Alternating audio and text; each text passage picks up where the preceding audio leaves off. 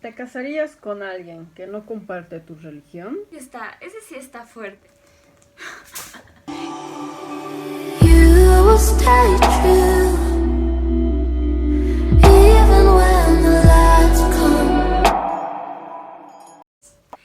Hola, ¿cómo estás? Bienvenido a mi canal. Yo soy Mayerlin Prado para las personas que no me conocen. Nuevamente es un gusto para mí poderte saludar a través de este medio y seas bienvenido. Este video se va a tratar de preguntas y respuestas, pero ¿referente a qué? Referente a una vida cristiana, referente a cómo son los cristianos. Obviamente en este video no vamos a abarcar todas las preguntas, pero pedí a algunos de mis amigos que me diesen las preguntas según las dudas que tenían y gracias chicos por tomarse el tiempo de mandármelas. Voy a tratar de aclarárselas en este video.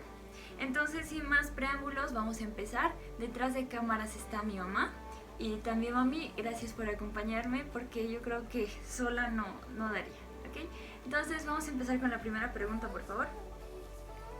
Camila pregunta, ¿por qué crees que parte de la juventud de ahora sí cree en Dios, pero no en la Biblia o la iglesia? Ok, Camila. Tu pregunta es una realidad que hoy en día los jóvenes estamos viviendo, ¿no? ¿Y por qué? ¿Por qué los jóvenes creen en Dios pero no en la iglesia y en la Biblia? Voy a tocar dos puntos. El primer punto es la sana doctrina y la doctrina religiosa. La sana doctrina como tal es la Biblia, una palabra verdadera, la cual no es pervertida por nadie. Pero la doctrina religiosa es una palabra que ya es pervertida, en el cual, ponte un ejemplo, que tú vas a una iglesia y te dice, Camila, tú no tienes que usar esto, tú no tienes que vestirte así, tú no tienes que quizá cortarte el cabello, etcétera. ¿Por qué? Porque a Dios no le gusta. Y eso es una doctrina pervertida, porque esta doctrina religiosa la crearon los hombres mismos, ¿no? Entonces Dios nunca se fijó en algo superficial, Dios nunca se fijó en lo externo, siempre fue en lo interior. Él dijo, arrepiéntete de corazón y yo te aceptaré. Entonces, de alguna manera, por esas cosas, quieran o no, las personas se han alejado de lo que es la iglesia y de lo que es la Biblia, porque creen que la Biblia o Dios es un Dios malo, o de alguna manera estas personas lo hacen ver así. El punto 2 que quiero tocar es como dice en Juan 3:16 podemos ver de que Dios envió a su Hijo unigénito y que envió para que todo aquel que en él cree no se pierda, mas tenga vida eterna, ¿verdad? Pero más allá dice, aquellos que no aceptan la luz es porque están en tinieblas, porque están en pecado. Y cuando un joven está en pecado o está en tinieblas o está en su zona de confort, esta persona va a querer quedarse ahí y no va a querer salir a la luz. ¿Por qué? Para que sus obras no sean reprendidas. El primer punto es por las personas externas. El segundo punto es por uno mismo. A veces nuestra necedad o nuestro conformismo o nuestra comodidad no nos hace salir más allá de lo que realmente es Dios, porque Dios está lleno de amor. ¿Te casarías con alguien que no comparte tu religión? Ejemplo, musulmán, budista, judíos y otros. Uy, ese sí está fuerte, porque hasta ahora no me preguntaron esa. Desde mi punto de vista, por ejemplo, los musulmanes y los judíos, haciendo de lado los budistas, son machistas, vienen de una cultura machista, están bien enraizados lo que es el machismo, ¿no? Entonces, de alguna manera, mis metas a un futuro es de poder viajar, de poder ejercer mi carrera, de estar de un lado para el otro, y donde Dios quiera y me lo permita, ¿no? Entonces, de alguna manera, esta cultura hace de que nosotras como mujeres nos quedemos en casa, etc. Obviamente no generalizo porque deben haber personas que sí han cambiado a lo que es el siglo actual, de que una mujer también tenga los derechos que los demás, ¿no? Pero de alguna manera no me casaría con ellos porque son machistas, pero sí me casaría con un judío que sea mesiánico. ¿Pero por qué un judío mesiánico? Porque yo creo en la Santa Trinidad y lo que es Elohim, ¿no? Dios Padre, Dios Hijo y Dios Espíritu Santo. Pero el judío normal, se podría decir, solo cree en Dios Padre. ¿Y por qué me casaría con un judío mesiánico? Porque los judíos mesiánicos son aquellos que han aceptado a Jesús y por ende han aceptado al Espíritu Santo, que es la Santa Trinidad, que es un Dios solo uno, ¿no? Aparte que en la Biblia dice en 2 Corintios 6:14 de que no unáis a yugo desigual. Alberto pregunta, ¿qué prácticas no pueden realizar si alguna comida es prohibida? Bueno, primeramente, ¿qué práctica podemos realizar o qué no? realmente eso depende de cada uno de nosotros, ¿no? En la Biblia dice, en 1 Corintios 10:23, todo me es lícito, mas no todo me conviene. Todo me es lícito, mas no todo me edifica. Muchas veces cometemos acciones que no nos convienen, no nos edifica. Entonces, al momento de realizar algo, tú debes preguntarte, ¿me edifica? ¿Haría Jesús esto en mi lugar? ¿Realmente estoy siendo edificado por algo que quizá me haga un bien o me haga un mal? Es una pregunta que debemos hacer, ¿no? Constantemente, y sobre todo hacer caso al Espíritu Santo.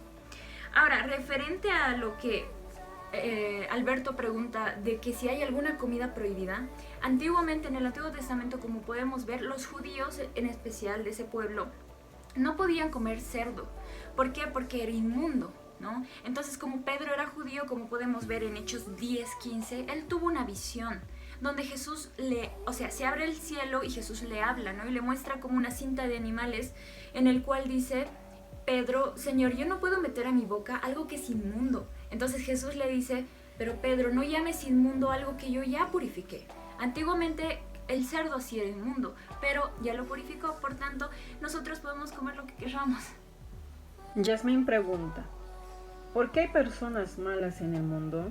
¿Por qué no se recibe su castigo de parte de Dios? Bueno, para empezar, yo creo que la maldad del mundo es porque hay una ausencia de Dios. Pueden haber muchos creyentes, sí. Pueden haber muchas personas que digan que son religiosos, sí. Pueden haber muchas personas que hacen buenas obras, sí. Pero de nada te sirve ser bueno o tener muchas buenas obras sin el temor a Dios. ¿Sabes? El temor a Dios es el principio de la sabiduría, como dice en la palabra.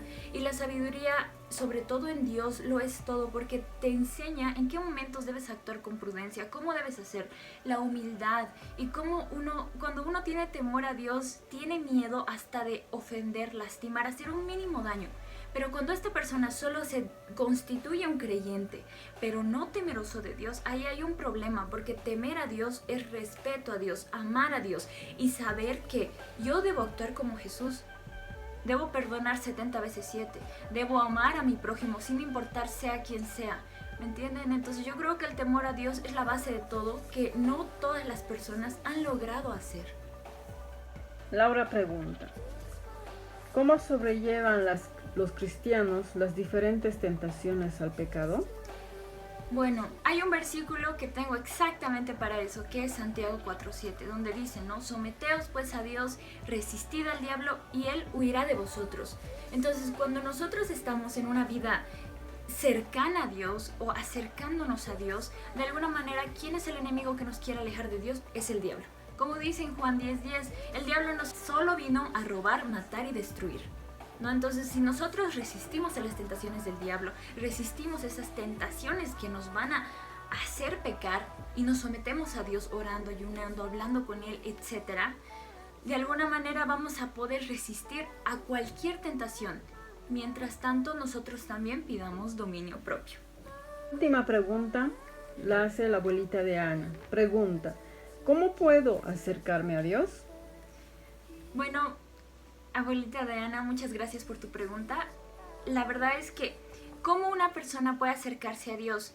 Las personas piensan que es muy complicado acercarse a Dios, pero es totalmente falso.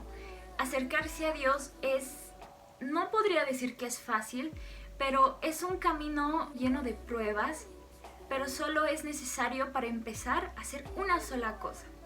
Y eso encontramos en Romanos 10:9, donde dice que si confesares con tu boca que Jesús es el Señor y creyeres en tu corazón que Dios le levantó de los muertos, serás salvo. Entonces, la primera cosa para acercarse a Dios es decir, Señor, yo quiero saber si existes, yo sé que estás ahí, por eso es que yo te confieso como mi único y suficiente Salvador. Padre, recíbeme, y Él te va a recibir, y desde entonces, desde el momento que tú hagas la confesión, tú eres su hija y Él es tu padre. Desde ese momento se hacen padre e hija, pero es necesario que tú hagas la confesión y sobre todo de que estés consciente de qué confesión estés haciendo. Bueno, creo que, mami, ya no hay más preguntas, ¿verdad? Exacto. Bueno, muchas gracias, mami. Probablemente tú, el que estás viendo este video, tengas más preguntas, tengas más dudas. Si tienes más preguntas, puedes dejarlo en los comentarios, también puedes dejarlos en mis redes sociales. De todas maneras, también puedes compartirlo, puedes suscribirte, puedes darle like, puedes compartir con las personas que crees que les sirva esta información. Y si hay algo, alguna sugerencia, alguna idea que tú tienes, quizá necesitas pedido de oración, por mí no hay problema, puedes dejar en las redes sociales, que las voy a dejar abajo. Y bueno, para mí va a ser un gusto poder hablar y chatear contigo sobre algo referente a cualquier tema, ¿no? Nuevamente, bienvenido a mi canal y espero que sigamos en contacto tú y yo. Que Dios te bendiga grandemente estos días, a ti y a tu familia, que estamos en un tiempo complicado, pero recuerda que la paz, todo lo que se perfecciona en nuestra debilidad, en los problemas, es Dios.